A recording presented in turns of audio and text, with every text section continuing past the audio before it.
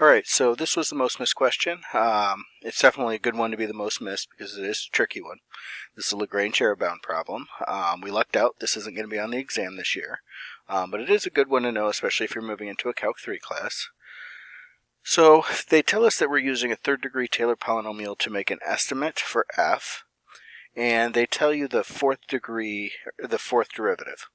So anytime we're trying to find the error bound for a third-degree polynomial, we use the fourth degree term. So I'm going to go ahead and write the template for the fourth degree term. That would be the fourth degree at some value z that makes that a maximum over 4 factorial times x minus the center, which in this case is 0, raised to the fourth power. Now, they tell us the interval 0 to 1, and we know that that interval is always given by the gap between the center and the point we're estimating, so they kind of are indirectly telling us that we're estimating for an x value of 1. So that's going to allow me to fill in on the right side here, so I'm going to have the fourth derivative of z over 4 factorial times 1 to the fourth. Now, from this point, what we need to do is we need to find the maximum value on the interval 0 to 1. So I'm going to lean on technology here, so we're going to jump to the calculator, and I've typed in the fourth derivative here in y1. I'm going to go to my window, and I want to set my window so that I'm just looking at the area I need to. We know it's the interval 0 to 1, so I'm going to get breathing room on each side, so I went -1 to 2. And then vertically, I knew that I was looking for values driven by e to the sine x, so I know they're going to be positive. And sine x is between 0 and 1, so I just kind of built it from there. So I just went up to 10. Realistically, that's probably more than what we need, but it's a good starting point. Hit graph, and we get this graph. Now, at this point, we'll notice that this is trending up as we go from 0 to 1. Alright, so it's pretty clear evidence for us that that maximum is going to be on the right-hand side.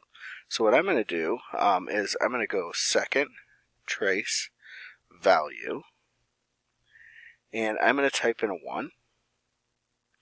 And it takes a second, and it says that that's going to be 2.3197. So 2.3197, and we'll go back here, 768. And that's over our 4 factorial, and that's going to be times 1. Alright, so now I'm going to lean on the calculator again, this time just for computation. And we've got, I'm going to quit out of this, 2.3197768 divided by 4 factorial